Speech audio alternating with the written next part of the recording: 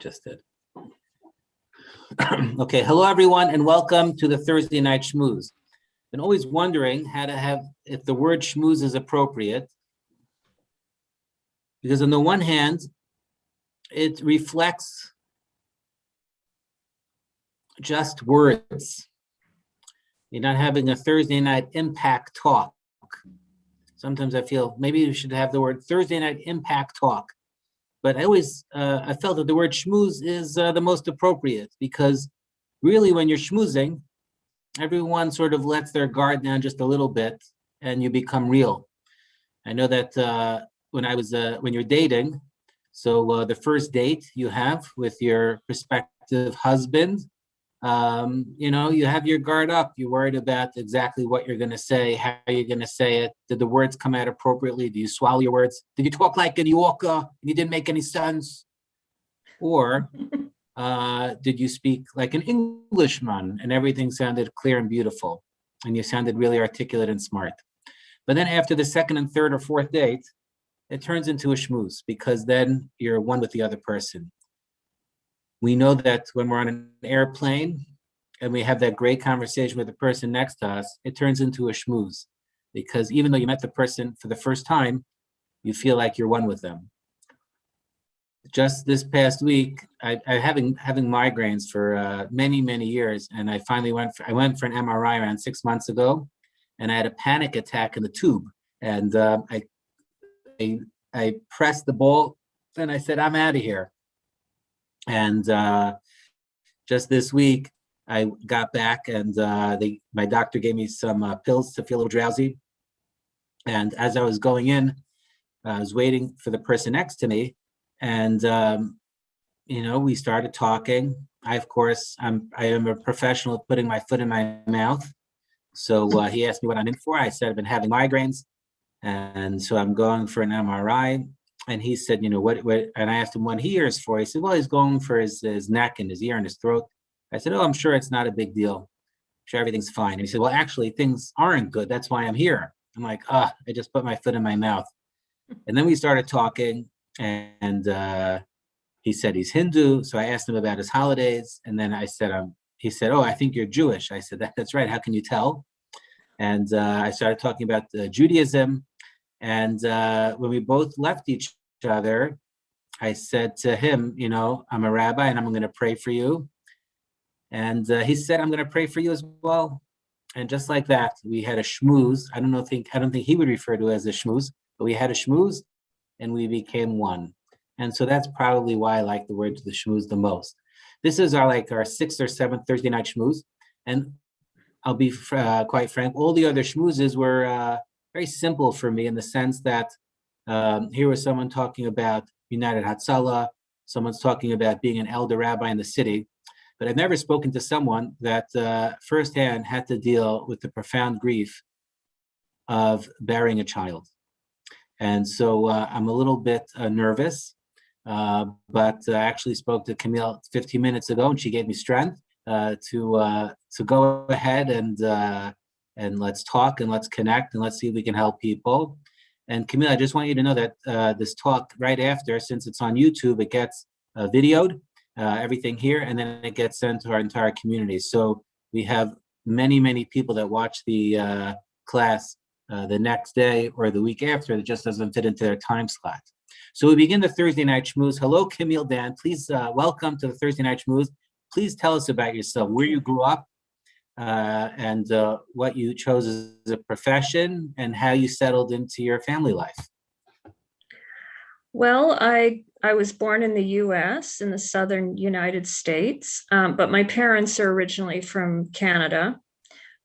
So when I was in my teens, we moved back, and I've lived here most of my life. I went to university, did a degree in nursing, moved to Toronto, and practiced in critical care for a few years. Then moved to Montreal, where my former husband and I had our children. Aaron was our oldest child, and he's the person that the book is about. So I've done a lot of other interesting things. Life has been quite an adventure. I've done, after being a critical care nurse, I was a movie medical technical advisor. And now I'm working for myself. And now I'm an author. I've never written a book before. I always tell everyone I wish I had any other reason to write a book. I had never thought about writing a book, but when I got to a point throughout my journal of grief, I started learning more and more about loss and afterlife and things that I hadn't ever really or barely come across before. I started to meet more people, talk to more people, and figured that the journal might be helpful for someone. So I figured out how to publish a book myself, self-publishing on Kindle Direct Publishing, and did it all. I did all the editing, I did everything except for the cover art, which is done by Aaron's brother, Jonathan. He does graphic art and video game art and stuff. And he came up with a beautiful cover for actually both editions of the book.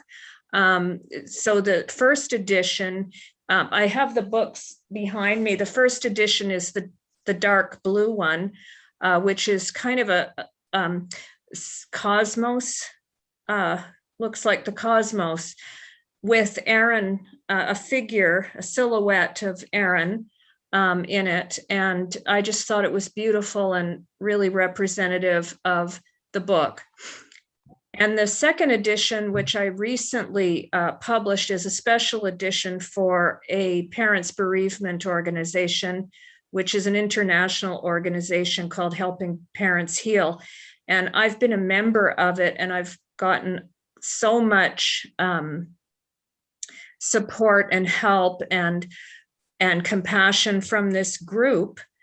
And they took interest in the book, and it's now a recommended reading on their website. So this is a special edition, and it's got a little bit more than the first edition because things are still happening. So I figured, well, here's an opportunity to add a little bit more,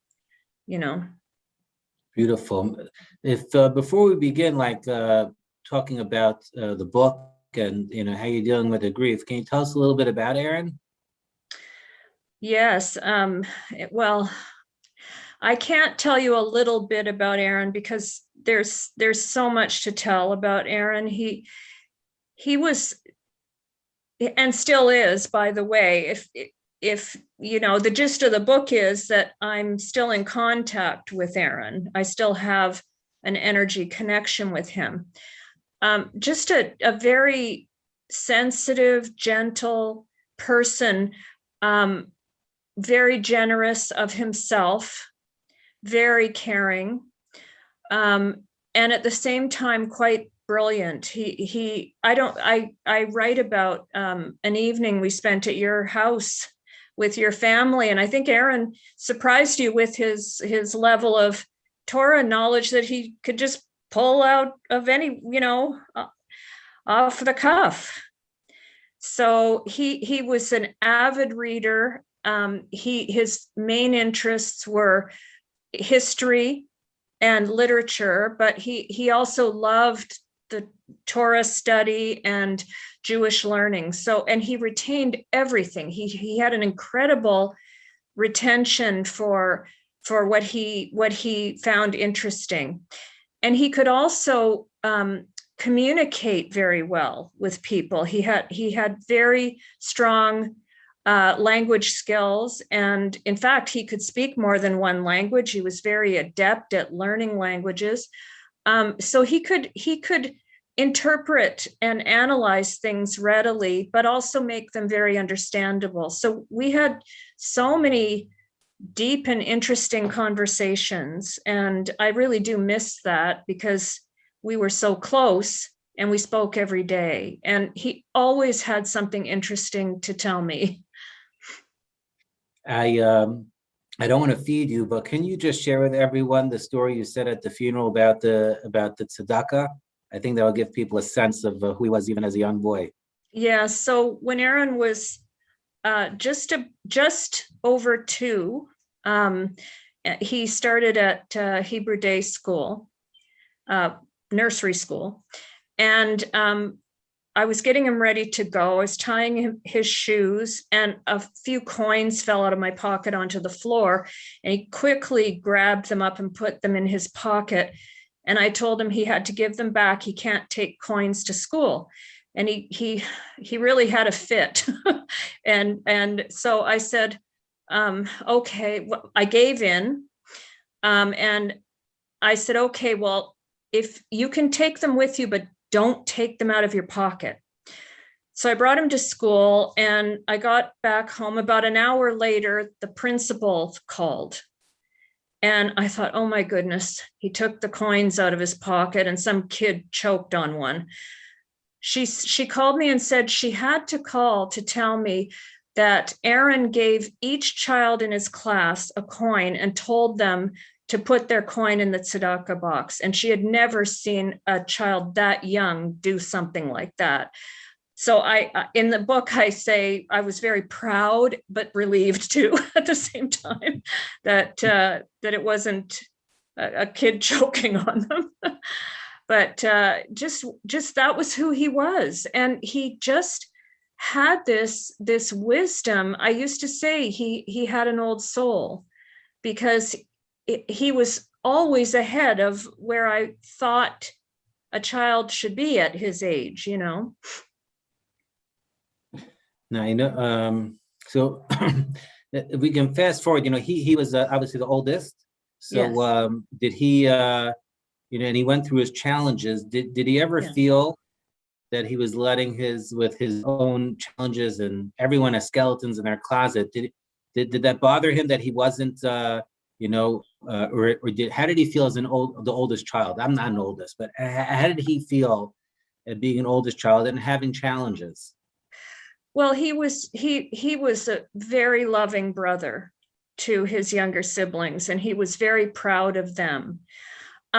I think the challenges that he faced, he got into drugs and addiction, and I think it was a type of self-medicating. It was how it started, because he was a very sensitive person, a very caring and loving person. And he cared so much for everyone. He wanted everyone to be okay, but he wasn't always thinking if he was okay. And I think that was a heavy burden for a young person to carry. And I think he was trying to feel better, but not in a constructive way. But eventually, when he got older, he went through rehab, and he did very well. And the saddest part of this was he had gone all the way through rehab, and we were a few nights before he passed, we were at our favorite pizza place and having a conversation about, he was thinking of getting a place to renovate. He was interested in construction and doing renovations. And we had a whole conversation about it. Everything seemed fine. And then 3 days later. There's a term, I don't know if it's a diagnosed term, but there's a term that I'm familiar with called highly sensitive people, HSPs. And they take everything very black and white. Things bother them, then most people will say, don't let it bother you, but it bothers them. I mean, you would diagnose him as an HSP, a highly sensitive person. Yes, definitely. I think very high intellect also goes along with that. A lot of times you hear about very highly sensitive people. At the same time, they seem to be brilliant people as well. And hence the book, My Brilliant Son. The whole title is Aaron's Energy, An Unexpected Journey Through Grief and the Afterlife with My Brilliant Son. And I chose the word brilliant, not just because he was so intellectually brilliant, but because I see him as a brilliant star in the sky now. I think of him that way. I was there not literally at the passing, but at the funeral and at the days of the Shiva. I mean, was it all a blur to you? When did it hit you that Aaron passed? Did it take weeks, months? Has it hit you yet? It hasn't even fully hit me, to be honest, but definitely in the immediate aftermath, I was in a state of shock. I remember you being here. I remember significant people coming. Everyone is significant who comes to a Shiva. But I don't remember every detail of it. I was just in so much of a state of shock. Let's, you put your grieving down to words. When did you come up with the idea, or did someone suggest to you to start just journaling? I mean, you wrote a book about it, but it took obviously the first day of the journal. What happened between the day before and that day that you started journaling? So my very good friend Arlene, who I mention in the book, she came by within a few days of the Shiva with a written note, and she told me she wondered if she should even give me this note, but she's had a lot of medium, you know what a medium is, or psychic type experiences, and I was a skeptic about all of it at the time. So she said she decided, because she believed this written note had been channeled from Aaron. So that's called a psychographic experience or automatic writing. And so she brought it over.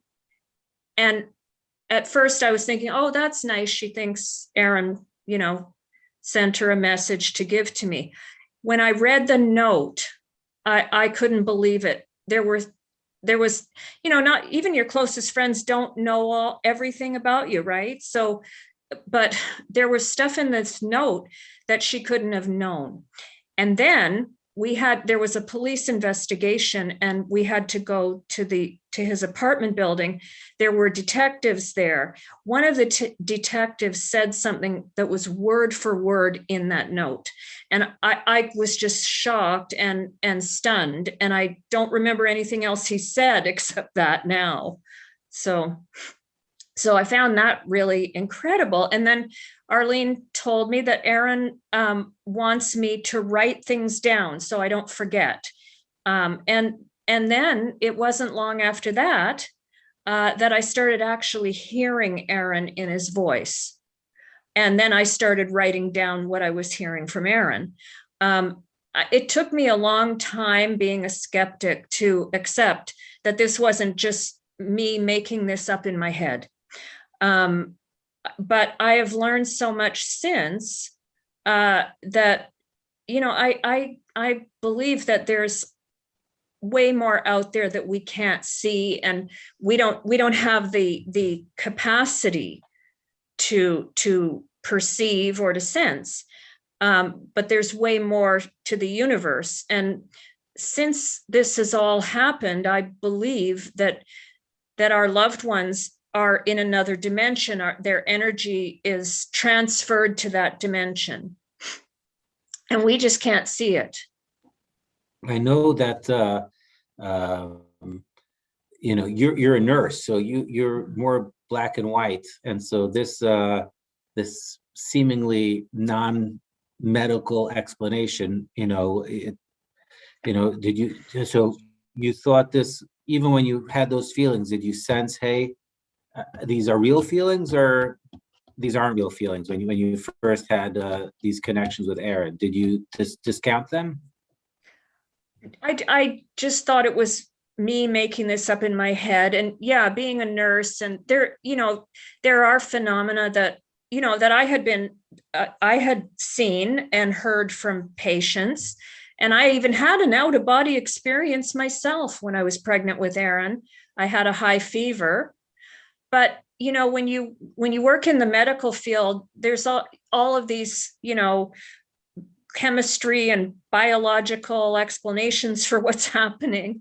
But they don't fully explain what's happening. They explain a lot of it, but not, necessarily the energy exchange that occurs, and so, you just kind of put that part of it down to, well, that just hasn't been discovered yet. But now that I've experienced this, I do believe that there's way more going on with energy in the universe. I believe that energy is the source of creation. I believe that energy is what creates matter, and that we are made up of energy primarily. Our brain perceives us to be matter, to be the energy, to be in the form of matter. I also believe that the primary energy of the universe is love. And I believe everything that else that is in the universe is either an extension, a reflection, or a derivative of it. Well, that's powerful. I mean, as a believer, I believe that, we're all obviously created in Hashem's image, and we have this energy. And so I think what you're saying very much parallels sort of the mystical understanding about, our being, what are we in God's eyes? We're not physical. So and I think that's what your ideas parallel very much, I think concrete Jewish mystical belief. When you started journaling, so was Aaron, were you just writing about how you were feeling, or you felt that every day Aaron was communicating with you? Well, no, it started really as a journal of grief, which was therapeutic for me. But I also recognized that it was a continued connection to Aaron, to be writing down my feelings. My feelings about losing him was a connection to him. So it started as that, really. It started as just journaling my grief, which is, everybody, I didn't know until I lost my son that it's recommended that people journal their grief. It's helpful, it's cathartic, it's comforting. But the more that I did it, the more I felt the connection. And then one day when we were driving to the cottage and out of the city with all the noise and, hustle and bustle, that was when I heard Aaron's voice.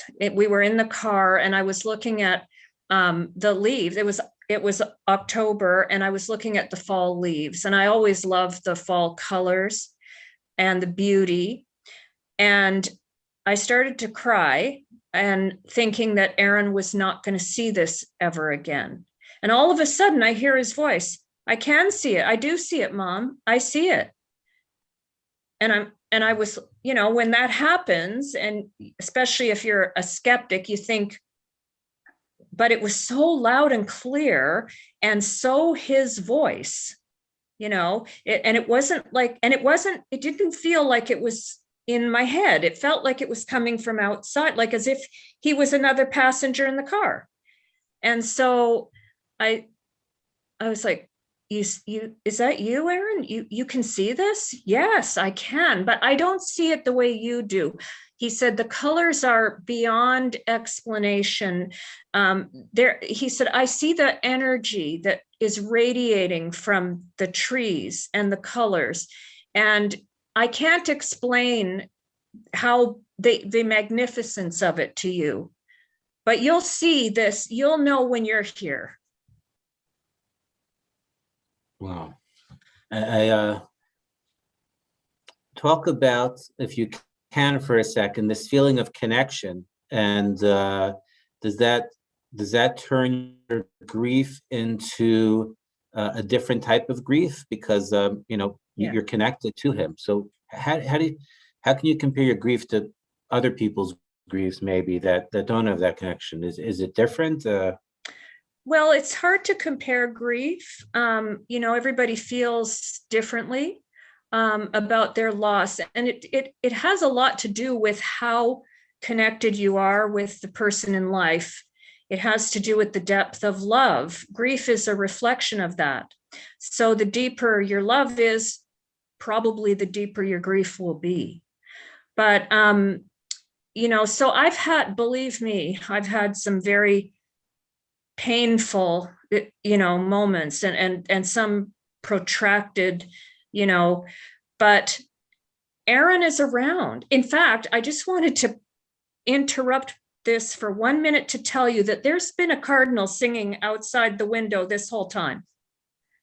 And I've learned that from people that from Aaron, and I've spoken to a lot of people since about signs from people, from loved ones in the spirit world or the afterlife. The signs come through birds and butterflies and animals and young children. Aaron tells me that the reason for that is because their minds are quieter and less complicated and easier to make connections with. He says that when we can quiet our own minds, the connections are easier for our loved ones to connect with us and for us to feel that connection or hear them or smell. Some people smells like a perfume they wore, or like my father, I've smelled cigars. My father passed in November and he used to smoke cigars. I can smell cigars now and then. So so when you're in more of a meditative state and your mind is quieter, or when you're outside of, Aaron calls the noise of the city, that's all not just the sounds, but that's all the activity, all the distraction and everything. When you're in nature, you feel more connected to the universal energy. When you're in a peaceful state, you're more connected as well. So you can connect better, and you can hear and smell and see and sense your loved one's presence around you. Wow. The Talmud says that, for the prophets, if they couldn't prophesize, that they would listen to music, because that was a way of grounding them, and that we can be a vessel to receive. So, and it's a beautiful idea. You mentioned that you're involved with this community. What would you say? I mean, tragically, people are supposed to bury their parents, not supposed to bury their children. Yeah. So, first of all, what books have you read before your own that you felt were meaningful to you? That's part one, and then part two is really, what would you tell someone that is in a state of shock that just lost a child? So question number one is, where did you go before the journaling and during the journaling? What inspired you to deal with your grieving? Well, the advice to write it down myself, but also a friend brought a book to the Shiva for me. And he had lost his wife about, I think it was not very many months before. And this was a book that he found extremely helpful. And he said, make sure this is the first book you read. And it's called Resilient Grieving by Lucy Hone. In fact, I have at the back of my book a list of recommended reading based on what I found helpful. So that book was written by a psychologist. She's a doctor. She's very well known. She's done speaking tours and TED Talks. She lost her daughter in a tragic accident. And so she wrote about her journey through grief to resilience. And then another book I found very helpful is a very well-known book called It's Okay That You're Not Okay by Megan Devine. And she speaks a lot of out of order loss, which applied to me. Out of order loss is when you lose someone younger than you. Natural order is parents, like you said, parents are not burying their children. I found her book extremely helpful, and she had an online grief writing course that I took. So that I found very helpful. And it all kind of evolved. It was kind of one step to the next, and then through the writing course, I met other people who were grieving. And then I found other groups. And after a while, it turned into a book, a narrative about grief and afterlife, and all that I'd been through. And then I thought, well, this will be a very nice way to honor Aaron. It'll be a nice record of his life for the family. That was my original thought. And then I don't know what gave me the idea one day, crazy idea.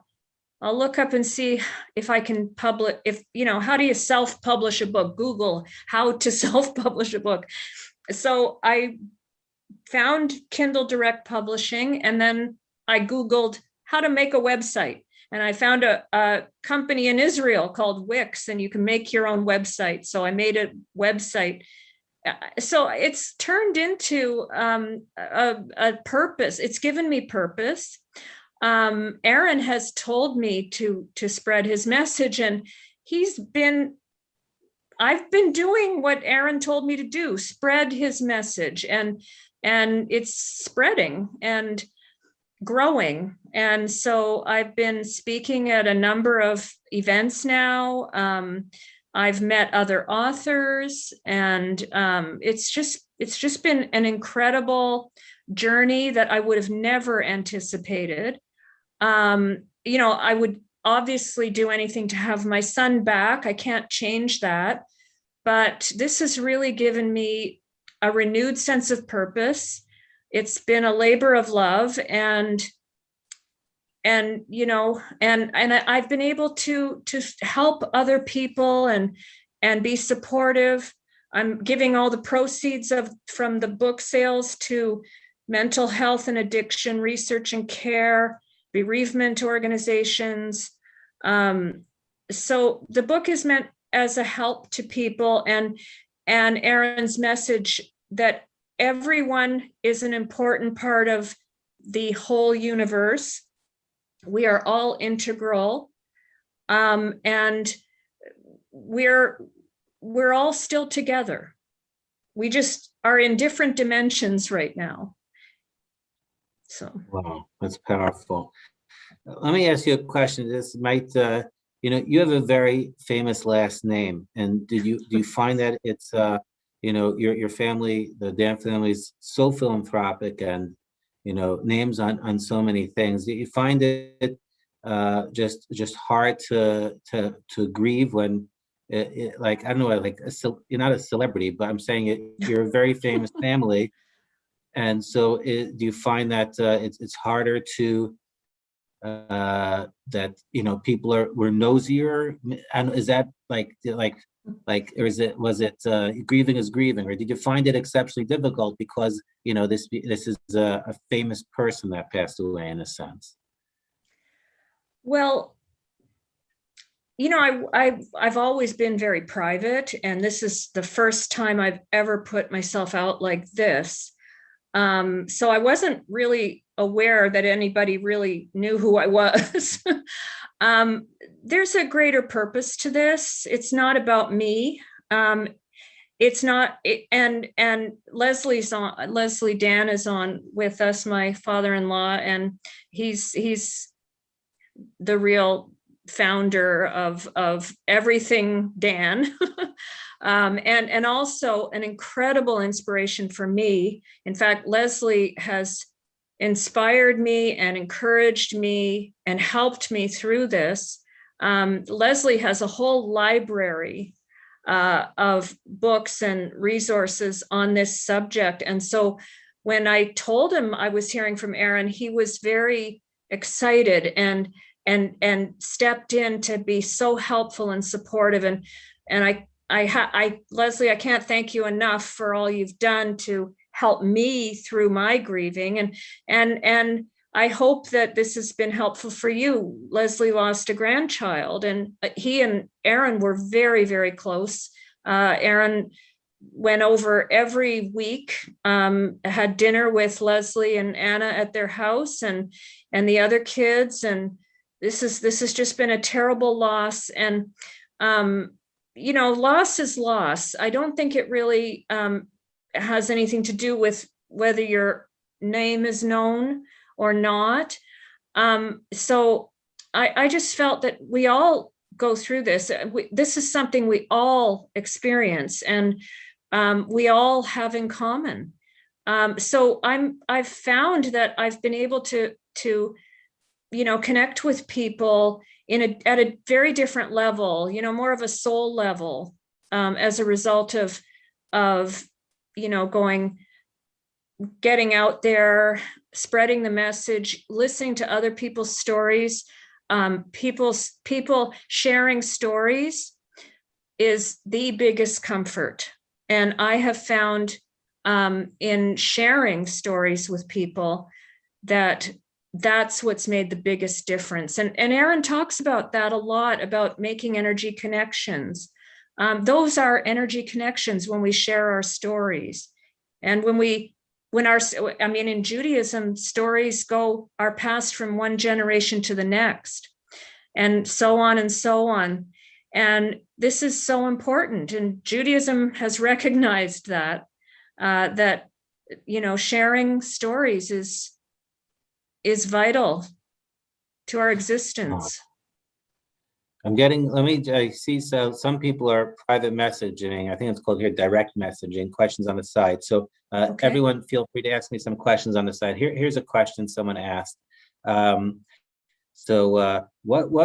What messages that has Aaron passed about energy and physics and the nature of reality? What's he saying about what's the real reality? As far as I can understand, I have no background in physics. This is all new to me. I have no education in Kabbalah or any of this. So this is all coming from Aaron. What Aaron says is that energy is the source of everything in the universe. And energy, we've all heard of the law, is it the first law of thermodynamics, that energy cannot be created or destroyed, and it can only be transferred. And so that's what he talks about. He talks about transfer of energy and flow of energy through the universe, and that energy is the source of creation. And so energy actually creates matter. Matter is energy vibrating or flowing at different rates. So when we see, Aaron told me at one point, look at the countertop, look at you, look at the water, look all around you. It's all energy. Everything is being created and decomposing and changing at different rates. So think of the universe that way. Mm-hmm. Powerful. Okay, another question here, which is, what was this? Maybe we discussed, but what was the first inkling that he was trying to reach out to you? We discussed that, but what was the first time? You said that was on your trip, but when you saw the leaf, or it was at the Shiva house? When I saw the fall leaves, was the first really obvious event. And then I thought back about the letter or the note that Arlene gave me, and it kind of confirmed that it was a message from Aaron, as I had suspected, but wasn't really sure, or I was feeling doubtful. And, I carried a lot of doubt for a very long time. But I've recently let go of all the doubt. My parents, had a friend that the boy jumped out of a building that was on fire, actually a yeshiva, and I think that they're still grieving 20 years later. So do you find that the book has made you stop grieving, or it's a different type of grieving, or you're at peace? Like, it's been how long since Aaron passed away, and from has your grieving changed? Yes. And it will change. Even if I didn't write the book, grief changes. It's kind of, it evolves. Like you start off and you're in a state of disbelief and shock for a very long time. And, I did find that hearing from Aaron and seeing signs from him, I found those things comforting. So that did help me with my grief. And what Aaron told me, he told me I can connect with you better when your emotions aren't so intense. So I've learned over time to find in a state of more inner peace and tranquility. There's ways people do it. There's many different ways people do it, through meditation, or, like you said, listening to music, prayer, deep breathing. There's many different methods of deep breathing that help people find a relaxed, calm state within themselves. Those are when the most powerful and most strong and most obvious signs and messages come. And I can have entire conversations with Aaron.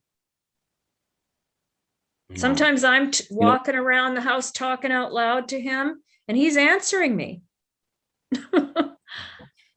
Well, I mean, first of all, it's very courageous. You're right now having a very vulnerable conversation in front of a lot of people, and you're putting yourself out there. Does that come naturally? Were you like a shortstop growing up? I mean, you're making yourself pretty vulnerable, and it's pretty, it's very, energy driven type of talk. You feel comfortable?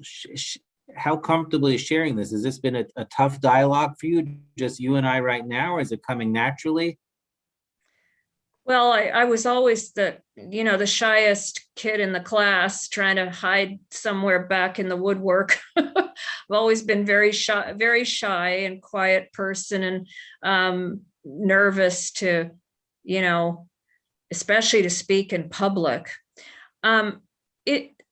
This is a whole different state of being. I don't consider this really all me anyway. It's really Aaron and me. And, so I feel like he's supporting me through this and encouraging me. And sometimes I say to him, Aaron, I don't think I can handle all this. This is, out of my wheelhouse, and I'm not that comfortable.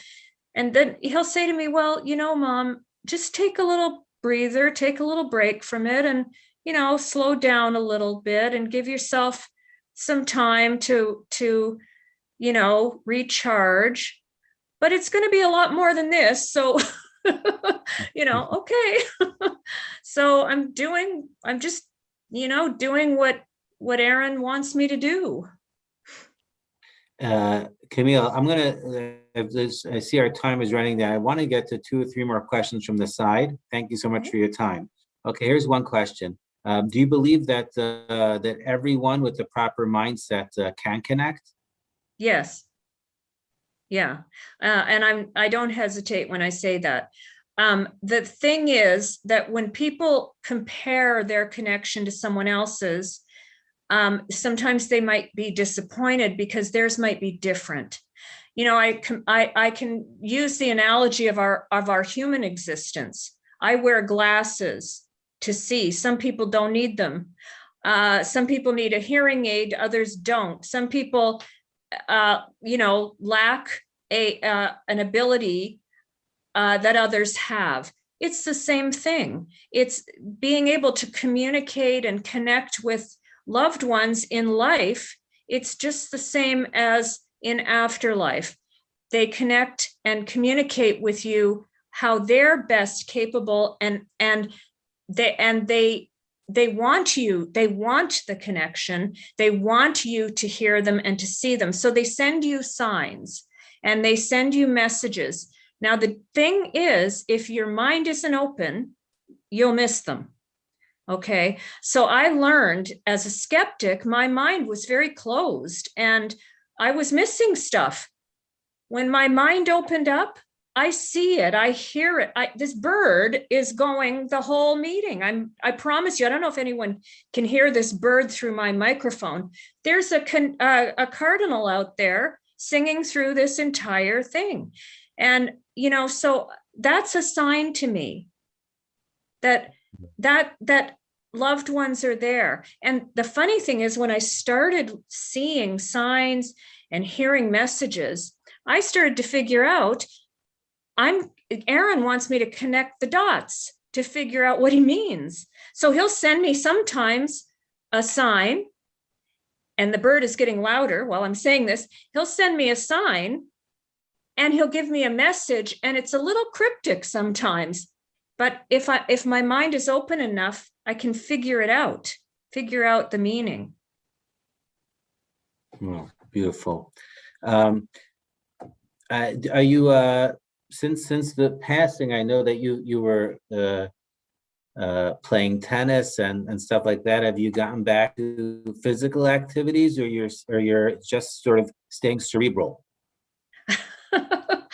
I don't know how cerebral I am, but yes, physical activity is very important, especially in grief. How we feel physically will affect how we feel emotionally. Most of what I'm doing physically because of COVID and all of the restrictions is I'm out in nature. I do a lot of workouts. I have a fitness trainer I do video training sessions with.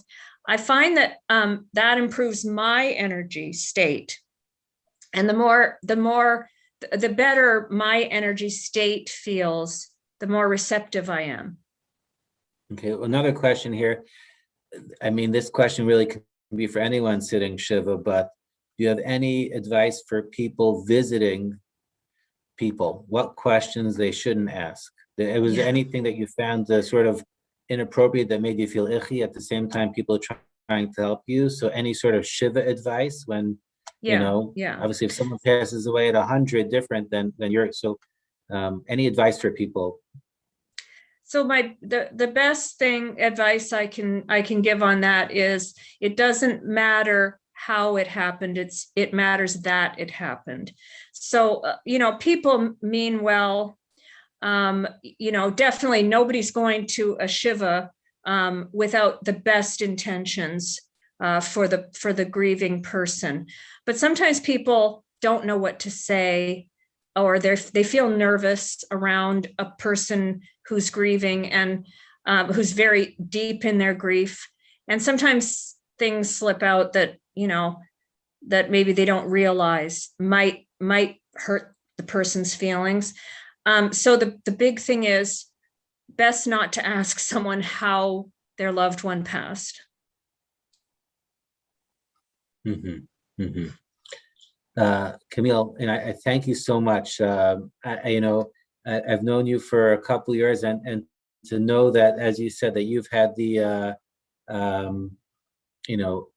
me just one more question. Someone asks, and I'll get this last one in, and then we'll close. But how has this impacted your belief in Hashem? It's strengthened my belief in Hashem. I've always believed in Hashem. I've always, but this has expanded my belief. And it's broadened my thinking. And it's actually inspired me to learn more. I was always a little bit afraid of learning, to have my belief system disrupted, but this has really inspired me to seek more learning, and a lot of what Aaron said is in line with what I have learned and what I've learned since. Beautiful. Camille, before I close, I just want to, first of all, I want to thank everyone for coming on the Zoom, and for all the people listening. I just want to highlight that next week, with Sunday, we have our Schmooze ice cream drive around, and then Monday we have the memorial prayer on Zoom for the 45 victims of the terrible, tragic accident in Meron. And obviously there's a lot of grieving for our whole community. And the Wednesday, Devorah Veil is giving a class. And so we have got a lot of things lined up for next week. Let me just close by saying what I started saying is that I'm very impressed. First, I want to acknowledge your father-in-law that's here and coming on to give you support. I never would have guessed you were the type of person to come on publicly to, first of all, to publish a book. I have to be honest, I haven't read a book in 10 years, and you wrote a book. So that's pretty incredible. And really as I said, to make yourself vulnerable right now in the book, to put yourself out there. Why? To help the next person. And I think, wow, some people are probably thinking, that what you're saying is maybe therapeutic, but not true. And you probably know there's probably some people wishy-washy, just like you would have been wishy-washy as a nurse. If someone told you your story, you would have said, Bubba Mice is this, that, and you probably might still have some detractors, but you know what? You made yourself vulnerable for the sole goal of using Aaron's passing to help the next person. And if we can all take all of our negative experiences, all of our positive experiences, and use them to help the next person, I think we'd have a pretty amazing world. I think the world's pretty amazing to begin with, but with people like you putting yourself out there, helping the next person, I think is very powerful. So Camille, on behalf of everyone, I want to thank you so much for coming on. Your words definitely inspired me and inspired everyone here. And all of your good deeds should be a merit for Aaron's soul as it goes higher and higher in heaven, as he continues to impact us in our lives. So thank you so much. Thank you very much. And thank you to everyone for joining us tonight. I really appreciate the conversation we had, the schmooze we had. The schmooze. And everyone, please unmute yourself and say goodbye. Camille, thank you so much.